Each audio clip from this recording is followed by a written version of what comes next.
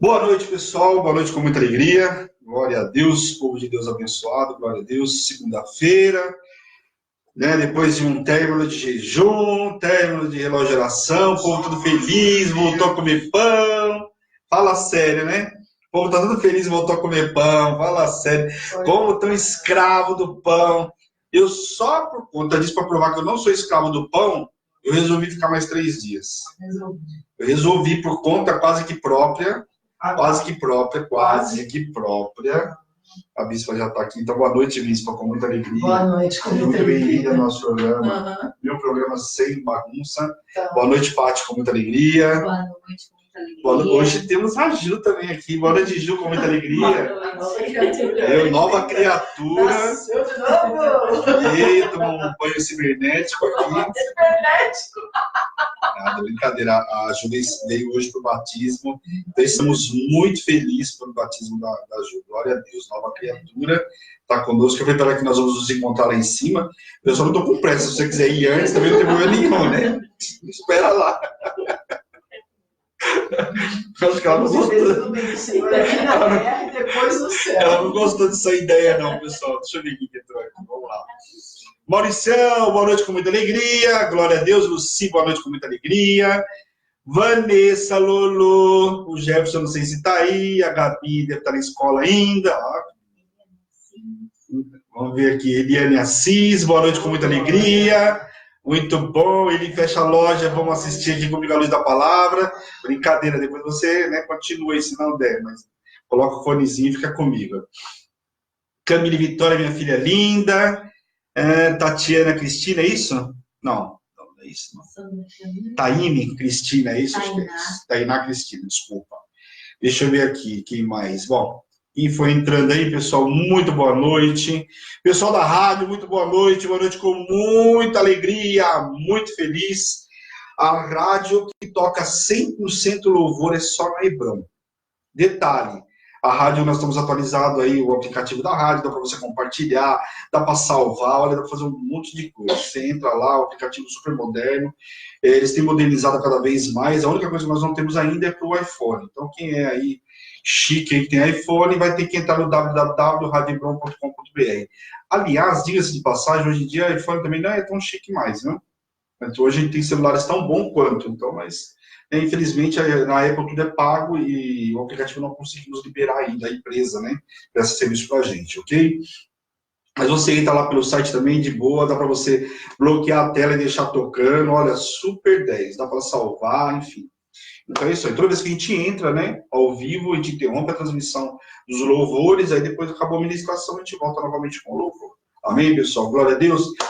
Deixa eu falar uma coisa. Hoje começamos um propósito novo. Propósito relógio de oração, grande bênção. Se você não viu o culto de ontem, domingo, encerramento. Palavra poderosa. A bispa liberou ontem 12 promessas, aliás, 12 sementes aí, né? Palavras proféticas muito sérias sobre, para quem quisesse receber. Eu, particularmente, recebi as minhas, já anotei. Né? Hoje passei até a limpo, para não esquecer nenhuma delas, né? Porque o pessoal tem que traduzir a minha letra, então eu já passei a limpo. Muito feliz com a palavra que foi liberada ontem. Eu acho que você não pode estar na Hebrão e não participar do culto do domingo. Primeiro, porque é a primícia. E nós temos aprendido isso na luz da palavra, eu tenho enfatizado muito. Nós vimos aí agora, semana passada, se eu não me engano, semana passada, sim, eu não lembro agora se foi segunda ou quarta, falando sobre guardar o 7º dia, né? Não era? Tanto é que eles não precisavam nem recolher o maná que caiu do céu, estão lembrados? Vou aproveitar para a gente recordar aí. O maná caía do céu, no 6º dia você recolhia a porção dobrada. Aquele dia não estragava, eles guardavam para o próximo dia que eles iam guardar, que era o quê? O dia de estar na casa do Senhor. Então, mais vale um dia na casa do Senhor do que 1000 aí fora. Não dá para a gente fazer tantas outras coisas e não ter tempo para o Senhor. Eu vejo as pessoas falando, mas eu estou cheio de coisas, nós também estamos cheios de coisas. Só que quando a gente tem um tempo para o Senhor, a gente quer viver milagre, quer bênção, mas não quer o dono da bênção. As pessoas normalmente hoje é isso, elas querem a bênção, mas não quer o dono da bênção. Por quê? O dono da bênção requer o quê? Intimidade, né? Ter fidelidade, ter comunhão. Mas como eu vou ter comunhão com Deus? Eu não tenho tempo. E o relógio de oração veio também para transformar tudo isso. Então, estou muito feliz com o relógio que terminou no domingo aí. Hoje começou um novo propósito. Aliás, um propósito novo na Hebrão. Faz 2 meses aí que nós estamos com um propósito novo, o Senhor tem dado direção nova. Então, mês passado nós tivemos aí um propósito da área financeira, que foi em maio, né, Bispa? Foi. Em maio, acho que primeira semana de maio. Derrotando o Mamon. Né? Derrotando o Mamon. Então foi um propósito assim, extraordinário. Nós tivemos no mês passado o propósito das crianças. Ah, não, já foi nesse mês, né? Porque foi sábado domingo. Propósito com as crianças. Então, assim, fantástico. Tem muita novidade. E esse mês, começando hoje, nós temos o propósito dos Love Connect aí, né? Os casais conectados em Cristo. Começou hoje, então será segunda, terça e quarta. Nós estamos clamando, né? Ao meio-dia no monte, né? Então, o pastor, evidentemente, está viajando, está clamando conosco aí, né? Lá onde ele está, nós estamos em oração. Hã? Em concordância conosco, no mesmo horário. Nós temos clamado, normalmente o pessoal tem ido conosco também, intercedido pelas nossas vidas, por todos vocês.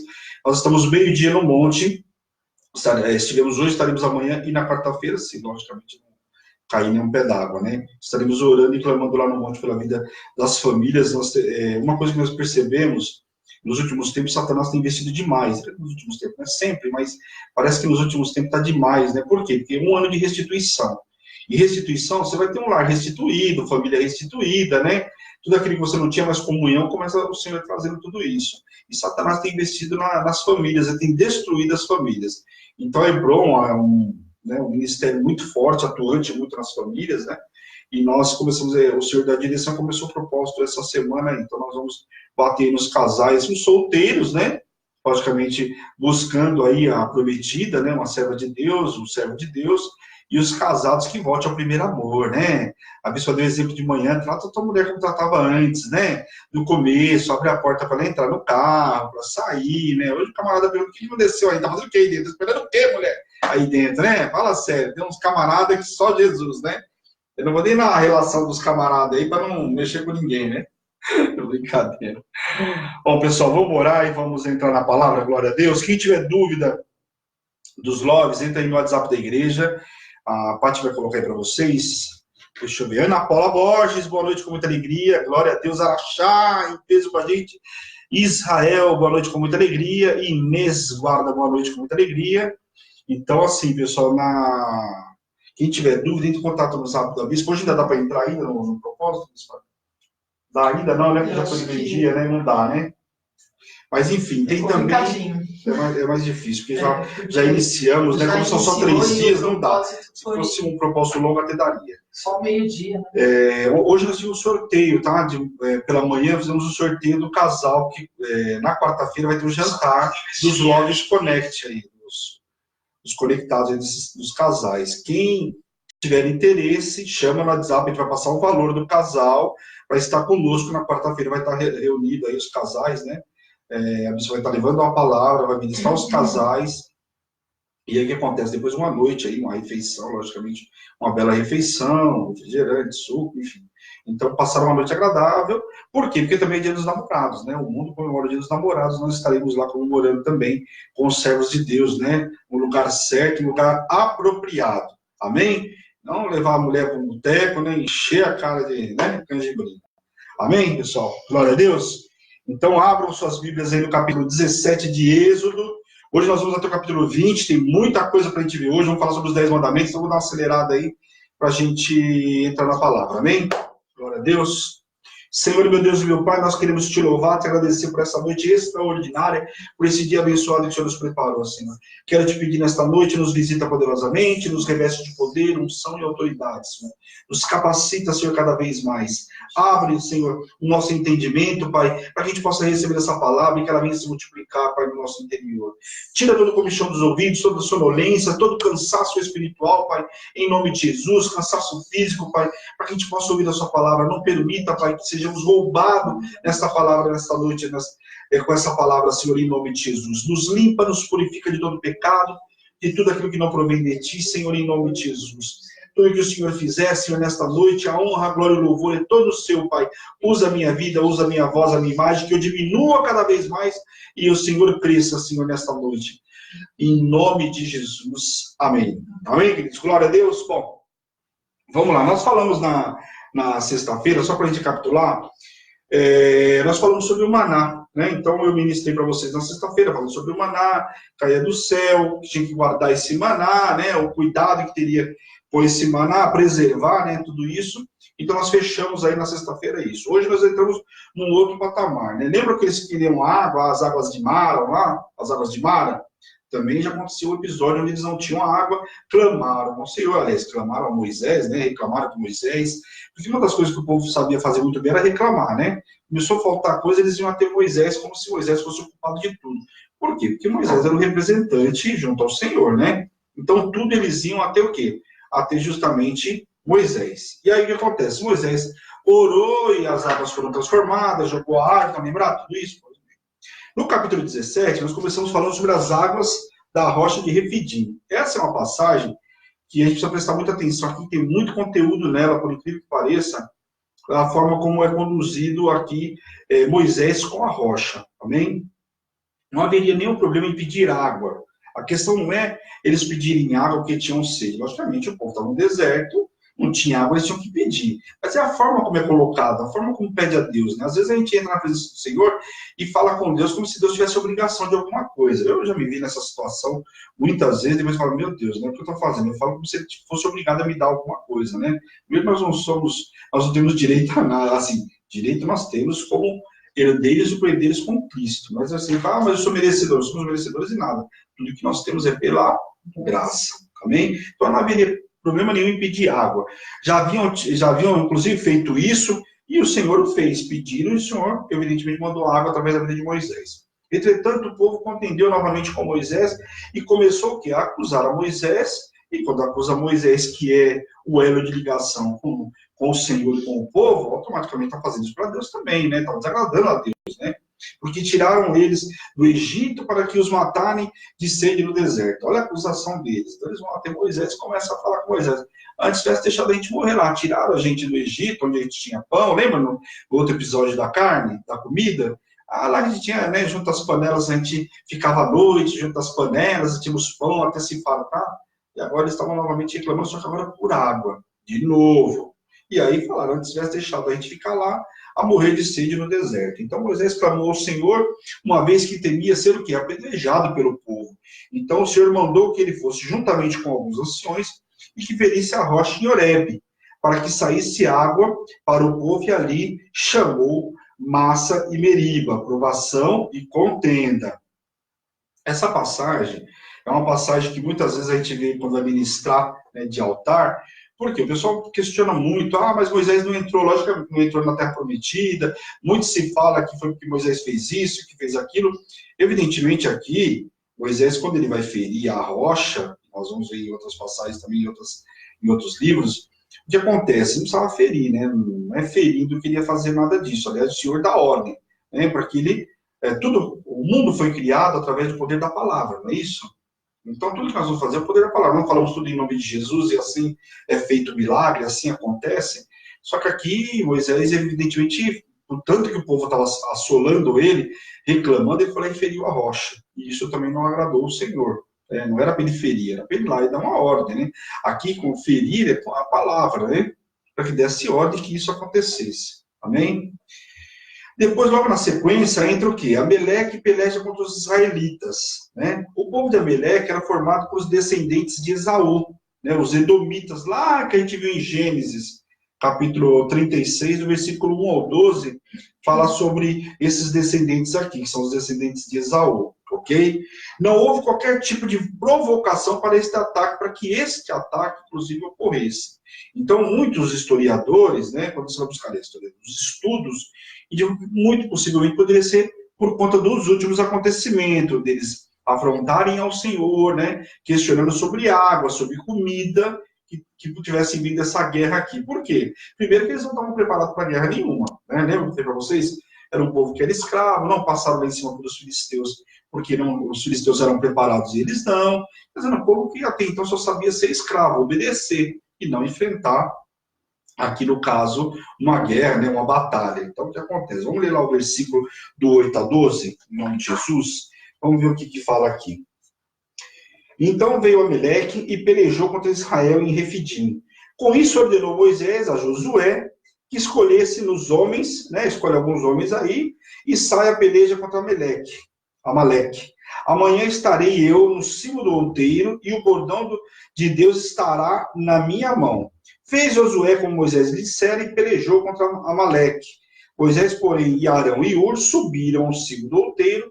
Quando Moisés levantou a mão, Israel prevalecia. Quando, porém, ele abaixava a mão, prevalecia Amaleque. Ora, as mãos de Moisés eram pesadas, e isso tomaram uma pedra e a puseram por baixo dele, e ele nela se assentou. Arão e Hur sustentaram-lhe as mãos, um de um lado, outro do outro lado, e assim lhe ficaram as mãos firmes até o pôr do sol. Então, essa passagem aqui é uma passagem muito linda, porque acontece, né, para que o povo até entendesse, eles não tinham condições de guerra, como eu falei para vocês, então ali era o poder de Deus.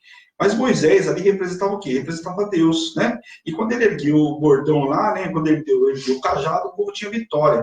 Só que os braços deles eram uma guerra, não era uma guerra pequena. Conforme o braço deles se cansava, e vamos olhar com um homem natural, nossos braços cansam. Começa a orar e fica muito tempo, 5 minutos com o braço erguido, você começa a ter uma dor, imagina uma guerra inteira.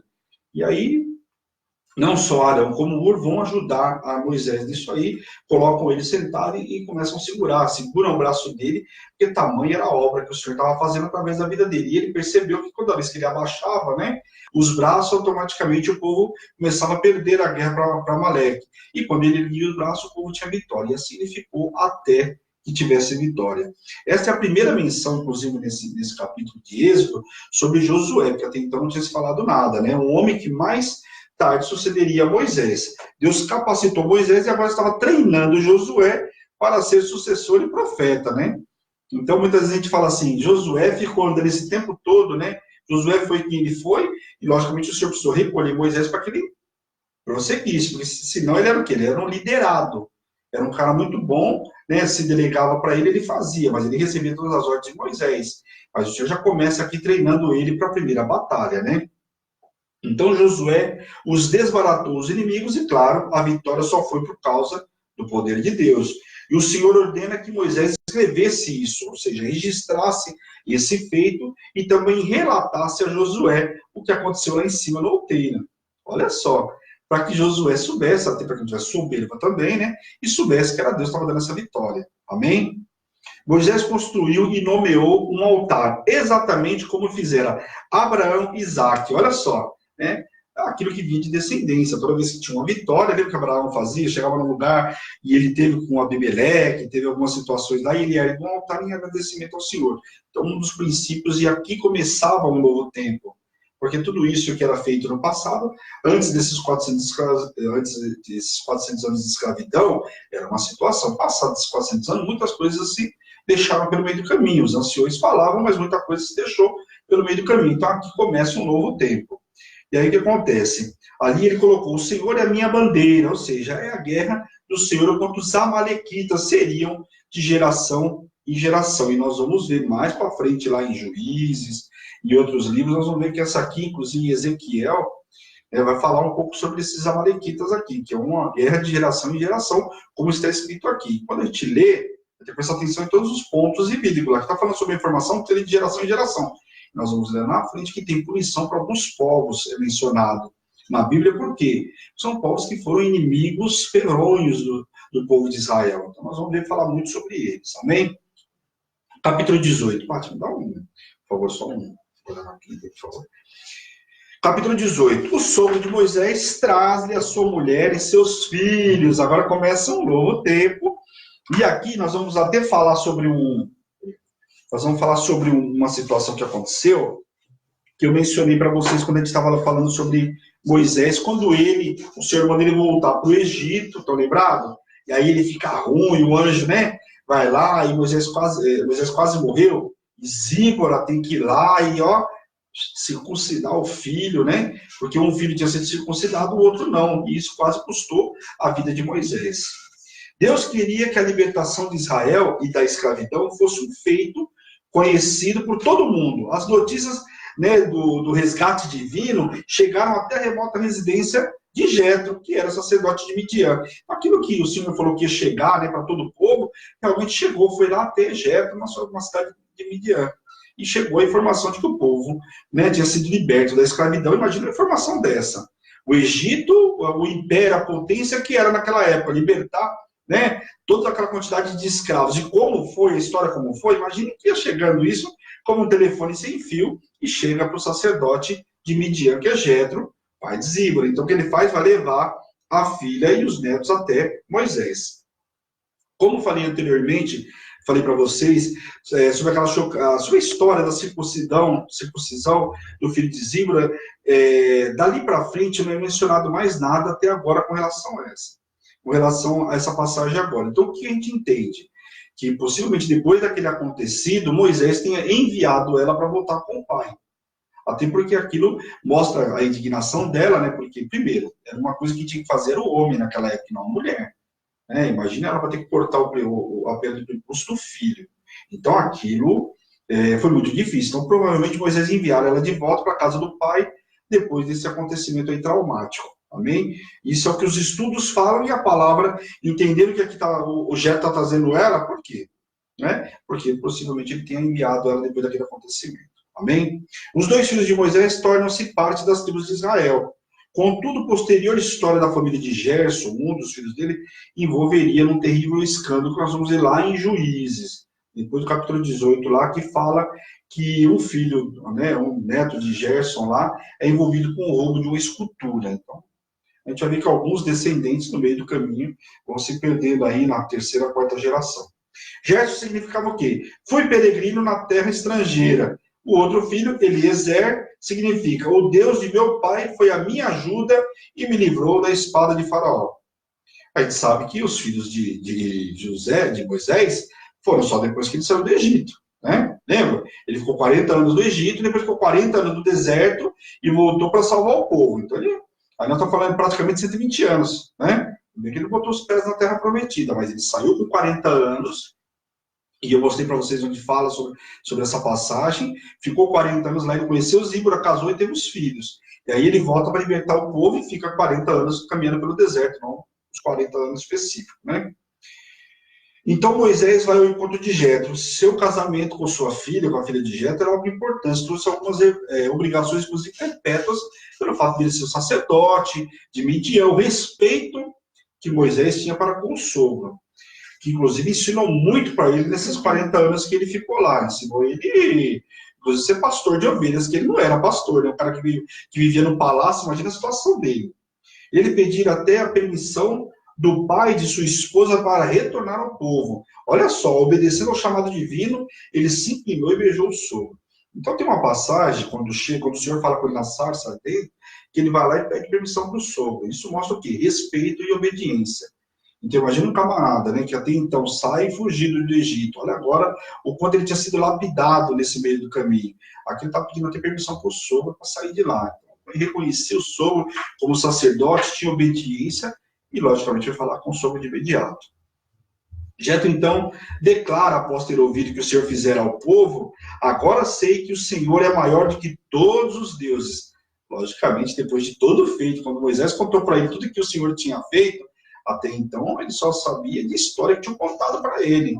Na hora que ele soube de tudo que Deus tinha feito, ele falou: agora eu sei que realmente não tem outro Deus maior do que o nosso Deus, né? Ele tomou oferta e entregou em holocausto, que foi totalmente consumida. E ali, todos comeram junto com os anciões diante de Deus. Ali juntou-se os sacerdotes, né? E ali eles vão fazer o quê? Vão entregar uma oferta ao Senhor. Amém? Próximo tema, seguindo aí, nós vamos entrar na nomeação dos auxiliares. Vamos ler lá, capítulo 18, versículo do 13 ao 16. Vamos lá. Nós vamos ler um pedacinho aqui. No dia, inclusive isso aqui também está em Deuteronômio. Só que o que eu vou fazer? Nós vamos estudar aqui, quando for lá, a gente dá só uma pincelada, que a gente já vai estar mais craque. Amém? Do 13 ao 16, vamos lá. No dia seguinte, assentou-se Moisés para julgar o povo, e o povo estava em pé diante de Moisés, desde a manhã até o pôr do sol. Vendo, pois, o sogro de Moisés tudo o que fazia ao povo, disse: que é isto que fazes ao povo? Por que te assentas só, e todo o povo está de pé diante de ti, desde a manhã até o pôr do sol? Respondeu Moisés a seu sogro: é porque o povo me vem a mim para consultar a Deus, quando tem alguma questão. Vem a mim para que eu julgue e entre um e outro, e lhe declare os estatutos de Deus e as suas leis. Então, o que acontece? Como Moisés era o intermediário entre o Senhor, juntava todo o povo, ele levantou cedo, você imagina. Eu falei para vocês, em algo, aproximadamente 3.000 pessoas. Imagina, 3.000 pessoas chegando lá para Moisés, preciso que você julgue meu caso aqui. O camarada pegou minha galinha, o outro pegou não sei o quê, o outro pegou o sapato. E assim vai. Então, você imagina o dia a dia de Moisés. Eu fico pensando, meu dia da bispo aqui não é fácil, imagina de Moisés, como que era naquela época, né? E aí, Jétro viu tudo isso, um homem experiente, com bagagem, né? Um homem que era sacerdote, não era qualquer um, né? Era um cara experiente. Então, Jétro deu um grande conselho, né, no contexto com a sua nova fé agora. A nova fé em Deus, né? Depois da declaração que ele deu. Mas esse foi baseado não só na experiência, mas também na sabedoria, né, que obteve durante a sua vida toda. Ele viu que Moisés não poderia cuidar de todas as questões. Ele viu que Moisés, humanamente, era impossível Moisés cuidar de todas as questões. Até porque como que Moisés ia ter tempo para ter comunhão com o Senhor? Só resolver o problema de cozinha para todo mundo, né? Era difícil. E aí a sugestão dele é que Moisés deveria cuidar das questões mais importantes, ou seja, o elo a elo com o Senhor, né? O tete a tete com o Senhor, o buscado do Senhor um pouco mais, o caso como faz a nossa bispa, que é a nossa sacerdote, ela tem esse tempo, tem que ter esse tempo para buscar do Senhor, buscar as estratégias, a direção de Deus, dá para ela ficar julgando tudo, né? E ele se concentrar nas instruções de Deus, receber do Senhor e passar para o povo. E os outros de sua confiança lidariam com os casos mais comuns. Então, qual que era a ideia de Jetro? Faz o seguinte, pega as questões mais importantes, para onde o povo vai, para onde vai caminhar, aí já tem que ter estratégia de Deus. E essas discussões de quem roubou, quem não roubou, quem falou, deixou de falar, pega alguns líderes aí e bota o líder para cuidar disso aí. E os casos graves vão trazendo até você. Era importante, ia diminuir bastante.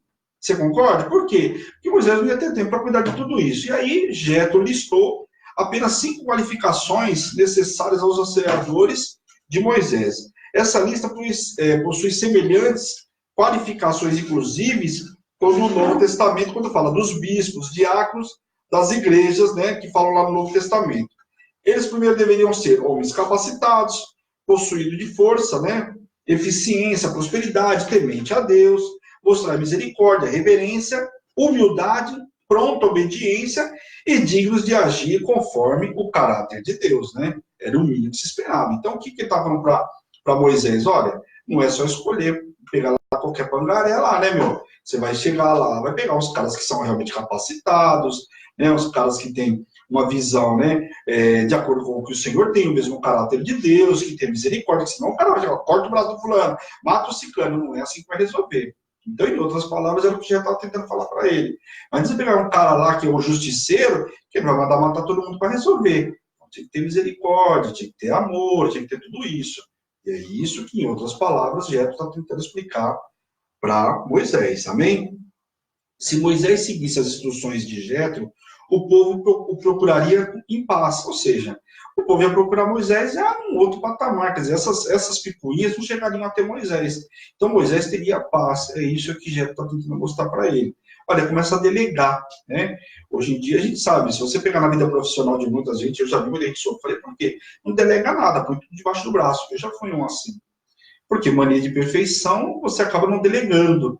Então, assim, eu não explicar e ensinar, mas tem coisas que eu prefiro fazer. Eu vou ensinar para a pessoa fazer em outro lugar, amém. Mas quando eu vou fazer ele do meu lado, eu prefiro fazer. E isso é ruim, tem que aprender a delegar, né? Nós não somos insubstituíveis e amanhã outra pessoa precisa fazer. A obra do Senhor é assim, vai se multiplicando e assim vai. Se Moisés seguisse as instruções dele, então seria muito mais tranquilo para ele. Isso agradou muito a Moisés, fazendo com que aceitasse de bom grado imediatamente aquilo que o sogro falou. Tanto que implementou de imediato um sinal de sua habilidade de liderança.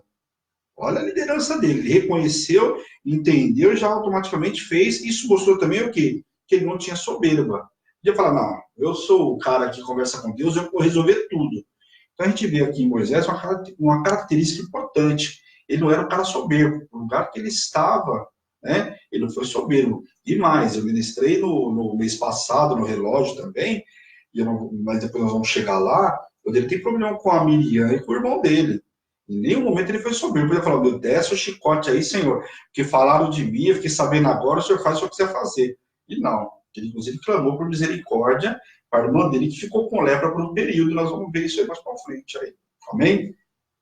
Então Moisés fez o quê? Escolheu homens capazes, de todo Israel, né, entre eles lá, constituiu por cabeças sobre o povo chefes de 1.000, chefes de 100 e chefes de 50 e chefes de 10.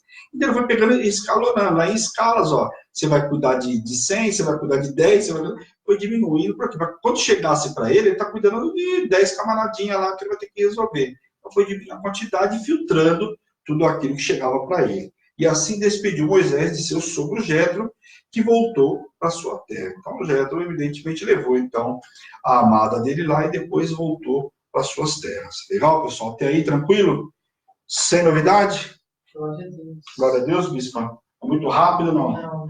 Então vou fazer uma pergunta para cada um que está aqui. Jesus. Brincadeira. Misericórdia. Vamos ver o negocinho ali? O mestre aqui é ele quer saber da gente? Já tem com tosse. Vocês. Me veio vocês. E aí, Paty? A Paty tá aqui sim, A bispo. Paty Eu tô vendo tá ela. olha, mas até Eu tô vendo isso. é igual o Jefferson. O Jefferson, no domingo, a pessoa assim, aí ele já tá assim, ó. Nem respira. Ele tá de cabeça baixa, ele nem respira. Teve um povo que se escondeu atrás da iluminação para mim não ver. Viu? O pessoal tá tão ligeiro agora que eu vou te falar. Olha, o Senhor tem dado umas vidas que são grande bênção. É um barato, a gente se diverte demais também, né? Faz parte também, Deus é alegria, né?